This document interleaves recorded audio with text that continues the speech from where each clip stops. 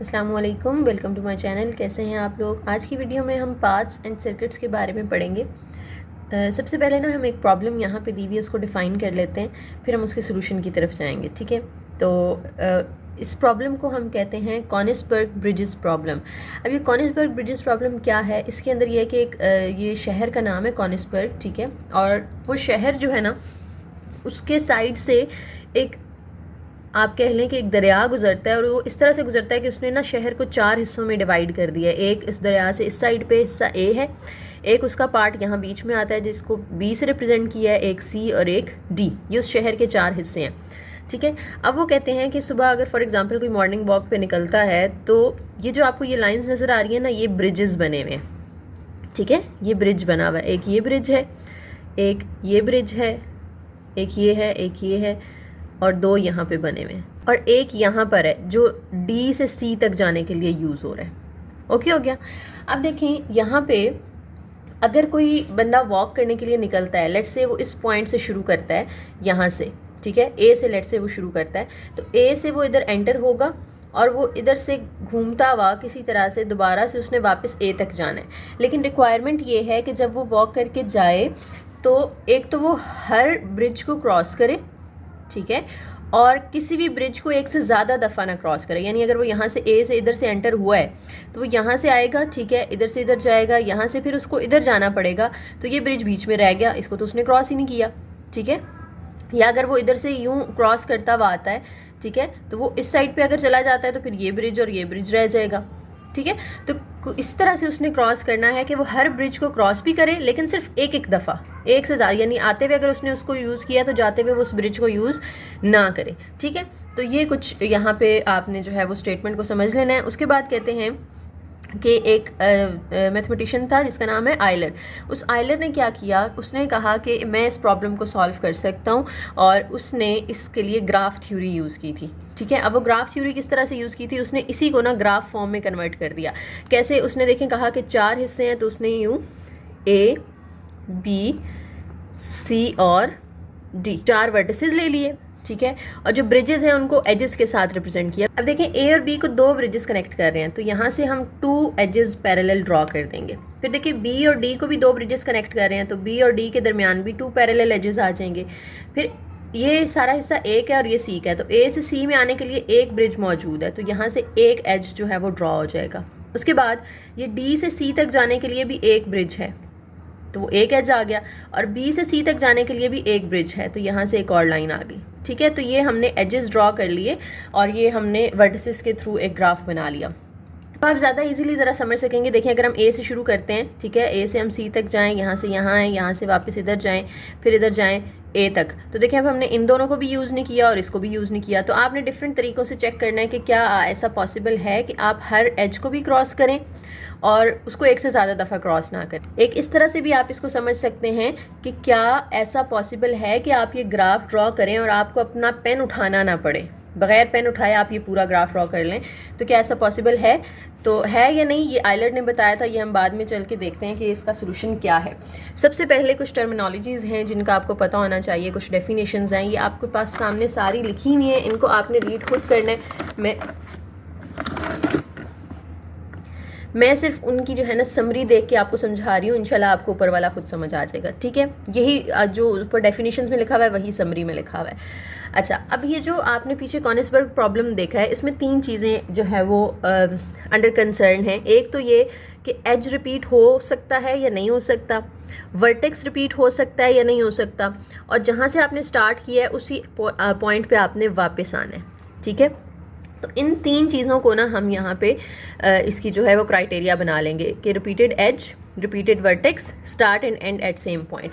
तो अगर तो आप एक पाथ ऐसा लेते हैं या एक ग्राफ ऐसा बनाते हैं जिसमें एज को रिपीट करना भी अलाउ है, वर्टेक्स को रिपीट करना भी अलाउ है, यानी एक वर्टेक्स से आप एक से ज़्यादा दफ़ा गुजर सकते हो, एक एज से भी आप एक से ज़्यादा दफ़ा गुजर सकते हो, और ज़रूरी नहीं है कि आप स्टार्ट और एंड एक सेम पॉइंट पे करो। ठीक है, अलाउड का मतलब है कि कर भी सकते हैं और नहीं भी करें तो कोई मसला नहीं है। ठीक है, तो ऐसा जो रास्ता होगा उसको हम क्या कहेंगे, वॉक कहेंगे। ठीक है। तो वॉक की डेफिनेशन क्या है? In which you can repeat an edge, you can also repeat a vertex, and you can और can not start and at same point, ठीक है।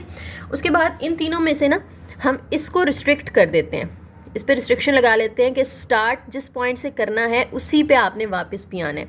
लेकिन एज भी रिपीट हो सकता है, वर्टेक्स भी रिपीट हो सकता है। तो इस वॉक को हम कहते हैं फिर क्लोज्ड वॉक। क्लोज्ड वॉक यानी जहाँ से स्टार्ट किया वहीं पे वापस आ गए, बीच में रास्ते में आपने कोई एज रिपीट करना हो या वर्टेक्स रिपीट करना हो तो आप कर सकते हो। उसके बाद सर्किट क्या होता है? सर्किट के अंदर जो है आप एज रिपीट नहीं कर सकते, यानी एक एज को एक दफ़ा आपने जब क्रॉस कर लिया तो उसको दोबारा आपने क्रॉस नहीं करना। लेकिन वर्टेक्स रिपीट हो सकता है और स्टार्ट और एंड एक ही पॉइंट से होना चाहिए। यस का मतलब है कि लाजमी उसी पॉइंट, जिस पॉइंट पे आपने शुरू किया ना उसी पे वापस आना है। अलाउड का मतलब है कि नहीं भी आते तो कोई मसला नहीं है, ठीक है।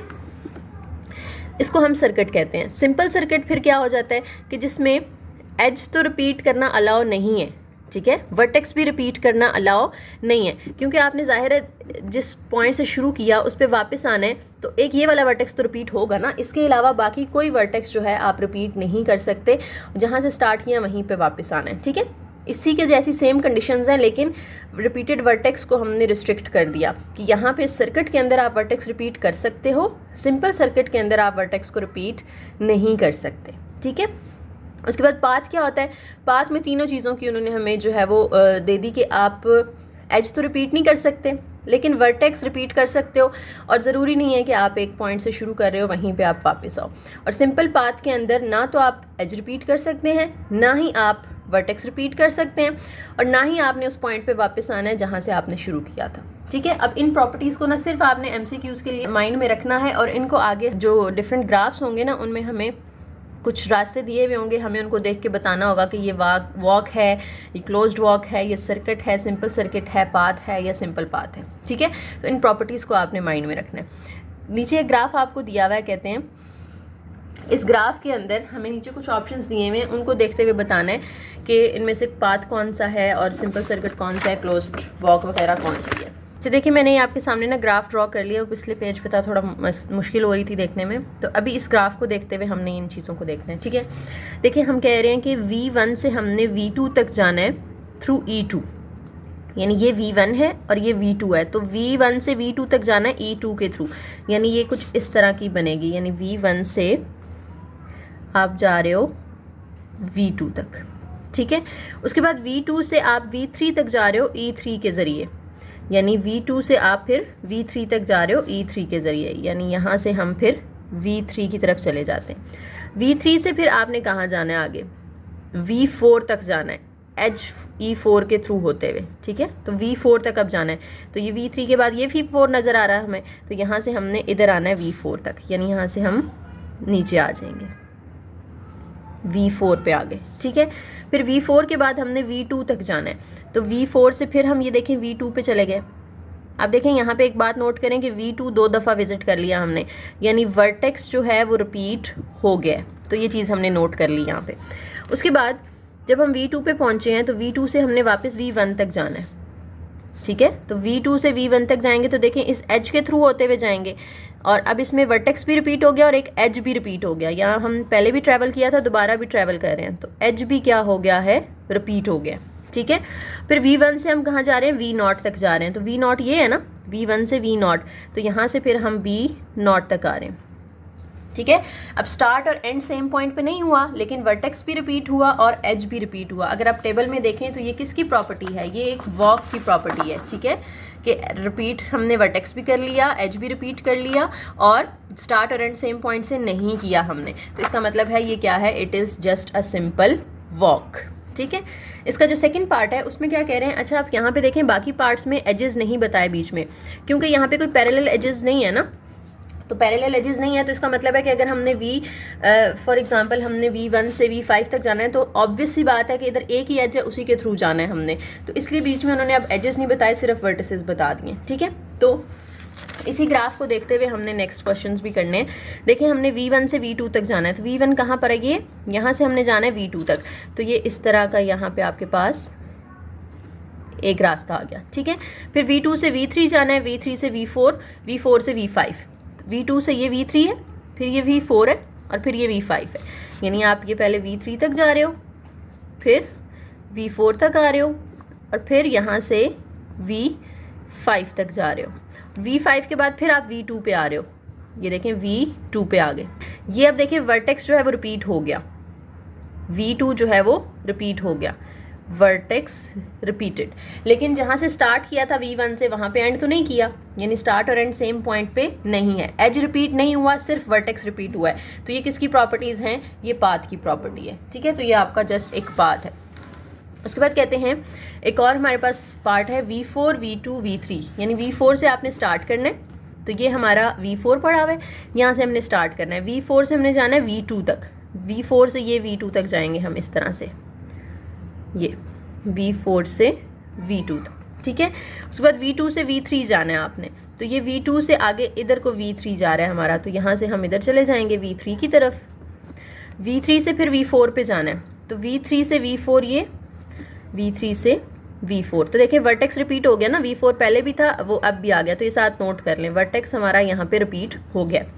उसके बाद V4 से फिर आपने V5 पे जाना है, तो V5 यहाँ साइड पे है, तो V4 से इधर आ जाएं आप V5 पे, और V5 से फिर V2 पे जाना है, तो V5 से V2 ये जा रहा है, ये हमारा देखें, तो V2 भी रिपीट हो गया ना, वर्टेक्स फिर से रिपीट हो गया। उसके बाद V2 से V4 पे जाना है, तो V2 से दोबारा V4 पे जाएंगे, तो हम इसके थ्रू जाएंगे ना, तो एज भी रिपीट हो गया हमारा। और जहाँ से हमने स्टार्ट किया था, V4 से स्टार्ट किया था, V4 पे एंड किया, यानी स्टार्टिंग और एंड पॉइंट भी हमारा सेम है, वर्टेक्स भी रिपीट हुआ, एज भी रिपीट हुआ। तो ये सारी किसकी प्रॉपर्टीज़ हैं? ये क्लोज्ड वॉक की प्रॉपर्टीज़ हैं। तो इसका मतलब है this is a closed walk, ठीक है। अब ये बाकी इसके जो D, E और F हैं ये आप लोगों ने खुद देख लेने हैं और पीछे टेबल से इसकी प्रॉपर्टीज़ मैच करते जाना है, तो इंशाल्लाह ये भी आपके सॉल्व हो जाएंगे, ठीक है। नेक्स्ट हमारा एक बड़ा इंपॉर्टेंट टॉपिक है कनेक्टेडनेस। कनेक्टेडनेस क्या होता है? नाम से पता चल रहा है कि आपको एक ग्राफ दिया हुआ है लेट्स से, और आप देखते हो कि वो सारा ग्राफ आपस में कनेक्टेड है। कनेक्टेड का मतलब है उसका हर वर्टेक्स जो है वो एक दूसरे के साथ कनेक्शन में होगा। यानी फॉर एग्जांपल आप एक वर्टेक्स पे खड़े हो तो दूसरे पे जाने के लिए आपके पास एक पाथ मौजूद है, इसका मतलब है कि वो कनेक्टेडनेस है उस ग्राफ के अंदर, अदरवाइज वो कनेक्टेड ग्राफ नहीं होगा। जैसे ये वाला ग्राफ देखें, आप लेट्स से V1 पे खड़े हैं, V1 से V4 तक जाने के लिए रास्ता है ना आपके पास, यहाँ से आप जा सकते हो, ठीक है। V1 से आप V6 तक भी जा सकते हो, कैसे? V3 पे जाएंगे, V4 पे जाएंगे, फिर V5 पे, फिर V6 पे आ जाएंगे। किसी भी वर्टेक्स को आप चेक कर लें, आप V2 पे खड़े हैं, आप V6 तक जा सकते हो या नहीं जा सकते? V2 से यहाँ, यहाँ, यहाँ और यहाँ V6 तक हम आ जाते हैं। तो हर वर्टेक्स पे अगर आप देखें तो कनेक्टेडनेस मौजूद है, इसका मतलब है it is a connected graph. इस ग्राफ को देख लें ज़रा, ये जो C में है, ये तो देखने से ही पता चल रहा है कि दो अलग अलग हमें कंपोनेंट नज़र आ रहे हैं, तो ये एक कनेक्टेड ग्राफ नहीं है। फॉर एग्जांपल आप V1 पे खड़े हो, तो V1 से आपने जाना है लेट्स से V5 तक, तो आप V1 से V2 तक और V3 तक तो जा सकते हो, V5 तक जाने के लिए कोई रास्ता मौजूद नहीं है, ठीक है। V4 तक जाने के लिए कोई रास्ता मौजूद नहीं है, तो इसका मतलब है इट इज़ नॉट कनेक्टेड, ठीक है। ये वाला ग्राफ देखें, देखने से तो आपको लग रहा होगा कि कनेक्टेड है, लेकिन ज़रा आप गौर से देखें तो क्या V1 पे अगर आप खड़े हों तो V2 तक जाने के लिए कोई रास्ता है? V1 से आप V4 तक तो जा सकते हो, लेकिन फिर V2 तक जाने के लिए कोई रास्ता नहीं है। यहाँ से हम इधर टर्न तो नहीं ले सकते ना, ये यहाँ पे कोई वर्टेक्स नहीं है, ये तो वैसे लाइन क्रॉस कर रही है, हम वर्टेक्स से सिर्फ टर्न ले सकते हैं, ठीक है। तो ये भी कनेक्टेड नहीं है, और ये वैसे ही आपको देखिए अलग अलग नज़र आ रहा है। क्या ये दोनों सेम नहीं है? बस ये लाइन यहाँ पे इसके ऊपर ड्रॉ की हुई थी, ये थोड़ी साइड पर ड्रॉ कर दी है, ठीक है। तो ये दोनों ग्राफ भी क्या हैं? कनेक्टेड नहीं है, सिर्फ एक इसमें कनेक्टेड था, ठीक है। अच्छा, उसके बाद हम अपने प्रॉब्लम की तरफ आ जाते हैं, आयलर सर्किट। अब आयलर सर्किट के अंदर हमने क्या करना है, हमने पहले तो इसका थ्योरम देख लेते हैं कि ये है क्या, उसके बाद हम पीछे जो हमने एक प्रॉब्लम डिफाइन की थी ना उसको फिर सॉल्व करेंगे, ठीक है। तो डेफिनेशन इसकी आप लोग पढ़ लीजिएगा, मैं आपको बस जो है वो इसका थीम बता देती हूँ कि है क्या। आयलर सर्किट ये कहता है, आयलर एक आपको मैंने बताया ना मैथमेटिशियन था, तो उसके नाम पे ही इस थ्योरम का नाम रखा गया, ठीक है। वो ये कहता है कि जब आपके पास एक ग्राफ है जिसमें कुछ ना कुछ वर्टेक्स भी होंगे और कोई एजेस भी होंगे, आयलर सर्किट की फिर डेफिनेशन ये बनती है कि आपने जहाँ से अपना ग्राफ शुरू किया है ना, घूम फिर के एंड भी वहीं पे करना है आपने, यानी स्टार्ट और एंड सेम पॉइंट पे हो।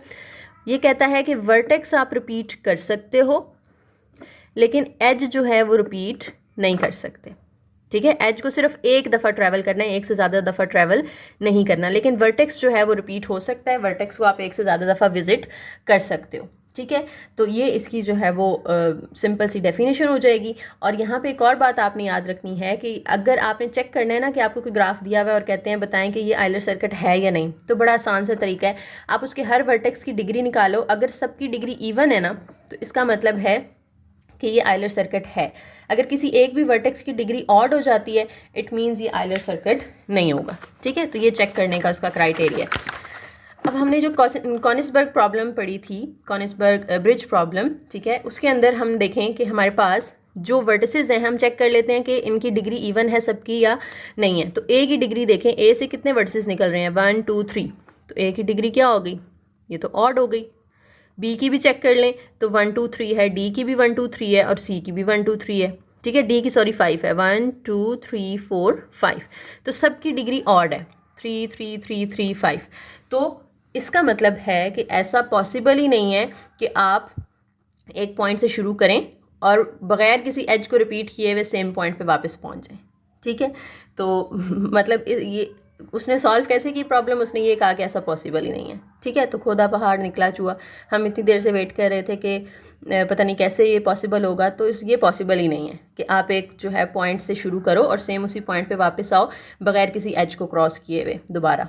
नेक्स्ट आपको कुछ और ग्राफ दिए हैं, इनमें भी आपने चेक करना है कि क्या ये आइलर सर्किट है या नहीं है। ठीक है, तो हर वर्टेक्स की डिग्री देखते जाएं। जैसे V1 से स्टार्ट करते हैं, तो V1 की डिग्री देखें, 1 2 3 4 5, 5 एजेस निकल रहे हैं इससे, तो V1 की डिग्री ही क्या हो गई, ऑड हो गई ना। तो हमने कहा था एक की भी अगर ऑड होगी तो वो आइलर सर्किट नहीं है, तो बाकियों की फिर हमें चेक करने की ज़रूरत ही नहीं है। जब पहले पे ही हमें पता चल गया कि ऑड डिग्री है इसमें एक वर्टेक्स की, तो इसका मतलब है ये आइलर सर्किट नहीं होगा। ठीक है, बाकियों की चेक करने की ज़रूरत ही नहीं है। उसके बाद एक और एग्जाम्पल है, इसमें भी हमें एक जो है वो ग्राफ दिया हुआ है, एक सर्किट दिया हुआ है, कहते हैं बताएं ये आइलर सर्किट है या नहीं। तो हम सबकी डिग्री चेक कर लेते हैं, ए से स्टार्ट करते हैं। ए की डिग्री क्या है, 2 है, तो आपने इस तरह से लिख लेना है, degree of A is equal to 2। फिर बी की डिग्री देखें, 1 2 3 4, 4 एजेस निकल रहे हैं, तो इसकी 4 हो गई। ठीक है, जहाँ तक इवन चलती जाएगी ना, हमने फाइंड करते जाना है, बीच में कहीं पे भी ऑड मिल गई हमें तो वहीं पे हम स्टॉप कर देंगे। बी के बाद सी की देखें, 1 2 3 4, डी की 1 2 3 4, ई की 1 2, एफ की 1 2 3 4, जी की 1 2 3 4, एच की भी 1 2 3 4, आई की भी 1 2 3 4, सबकी इवन डिग्री है, किसी भी वर्टेक्स की डिग्री ऑड नहीं है। इसका मतलब है it is an Euler circuit. ठीक है, ये एक आइलर सर्किट है। अब वो कहते हैं कि अगर ये आइलर सर्किट है तो इसमें से कोई एक जो है वो सर्किट बना के दिखाएं। ठीक है, अब सर्किट बनाते कैसे हैं, जैसे पीछे लिखा हुआ था ना V1 V2 V3, इस तरह से यहाँ पे आपने बता देना है कि आप A से B तक जा रहे हो, B से C तक जा रहे हो। ठीक है, और एक और बात याद रखनी है कि हमने इसमें किस किस चीज़ का ख्याल रखना है, एज रिपीट नहीं होना चाहिए और जहाँ से हमने शुरू करना है वहीं हमने वापस आना है। ठीक है, लेट से हम ए से स्टार्ट करते हैं, तो ए से हम कहाँ जा रहे हैं, पहले बी तक जाते हैं, बी से हम सी तक जाते हैं, तो हम लिखते जाएंगे कि ए से हम बी पे गए, बी से हम सी पे गए, सी से फिर हम कहाँ जा रहे हैं, डी तक जा रहे हैं, डी से फिर ई, फिर एफ, ई और एफ तक चले गए। एफ के बाद आप फॉर एग्जांपल जी पे चले जाते हैं, एफ के बाद हम जी पे चले गए, जी के बाद हम कहाँ पे जा रहे हैं, हम इस साइड पे भी आ सकते हैं, एच फिर आई फिर ए, क्योंकि हर वर्टेक्स को हमने एक दफ़ा लाजमी ट्रैवल करना है। चाहे तो आप इधर वापस चले जाओ, जी से वापस डी पे चले जाओ, क्योंकि वर्टेक्स एक दफ़ा आप कर चुके हो, लेकिन वर्टेक्स रिपीट करना अलाउ है। ठीक है, वर्टेक्स को हम रिपीट कर सकते हैं, सिर्फ एज को नहीं रिपीट करना। तो जी से आप डी पे जा सकते हो, डी से आप फिर एफ पे आ सकते हो, जी से डी, डी से एफ, एफ से फिर आप जो है इसके थ्रू नहीं जा सकते क्योंकि ये हम एज पहले ट्रैवल कर चुके हैं, तो एफ से हम फिर इधर आएंगे आई पे, आई से फिर हम कहाँ जाएंगे, एच पे, एच से फिर ये देखें हम बी पे चले जाते हैं, बी से हम कहाँ जाएंगे, आई की तरफ आएंगे और आई से फिर वापस हम ए पे चले जाएंगे। तो इस तरह से आपने साथ साथ लिखते जाना है। तो ये एक आइलर सर्किट हमने बना लिया। ठीक है, बहुत सारे बनते हैं, मैंने जैसे पहले आपको बताया, लेकिन हमने उसमें से कोई एक लिखना है ना। तो बस इस चीज़ का ख्याल करना है कि ए से स्टार्ट किया है तो ए पे ही वापस आए, एज को रिपीट नहीं करना, वर्टेक्स को आप रिपीट कर सकते हो, लेकिन हर वर्टेक्स को ट्रैवल लाजमी करना है। ऐसा ना हो आप यहाँ से डी ई एफ के बाद सीधा एच आई पे आ जाओ, जी और एच को ट्रैवल ही ना करो। किसी वर्टेक्स को छोड़ना नहीं है आपने, ट्रैवल सबको करना है। ठीक है, लेकिन रिपीट कर सकते हो वर्टेक्स को, उसमें कोई मसला नहीं है। अब आइलर पाथ क्या होता है, आइलर पाथ वही जो हम पीछे पढ़ के आए हैं, उसको थोड़ा सा उन्होंने मॉडिफाई कर दिया आइलर सर्किट को। ठीक है, पाथ के अंदर क्या होता था, स्टार्ट और एंड सेम नहीं होता। ठीक है, तो इसमें भी यही आइलर सर्किट से ही थोड़ा सा मॉडिफाई करना है आपने इसको, कि आप फॉर एग्जांपल एक वर्टेक्स वी है और एक वर्टेक्स डब्ल्यू है, ठीक है। बीच में और भी बहुत सारे वर्टेक्स होंगे, लेट्स से एक्स वाई जी।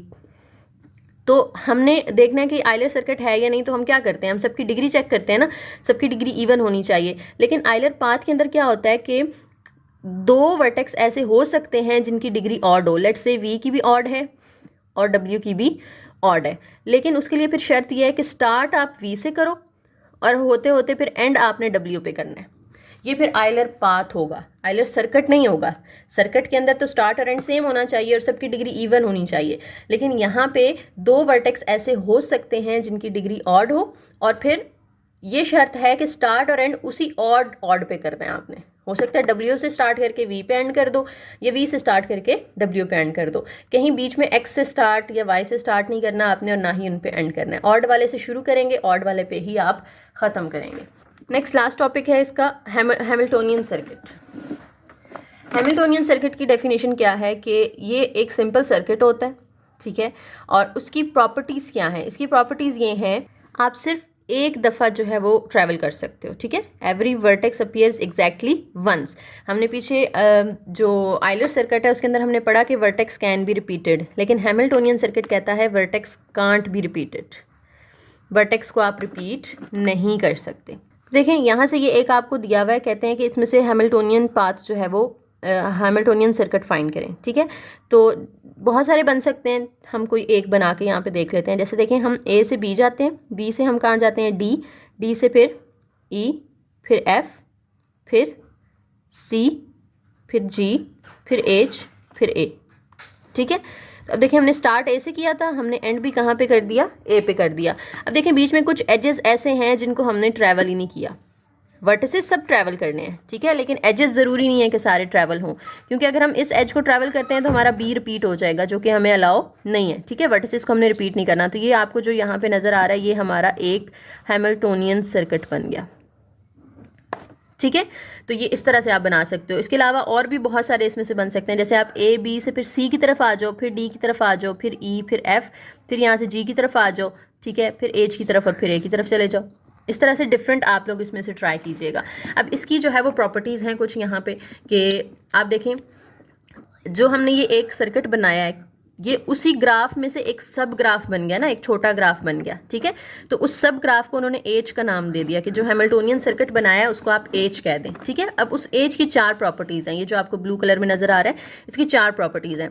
एक तो ये कि हर वर्टेक्स इसमें जी का शामिल होगा, कोई वर्टेक्स रह ना जाए, ठीक है। तो A B C D E F G H सब इसके अंदर शामिल होंगे।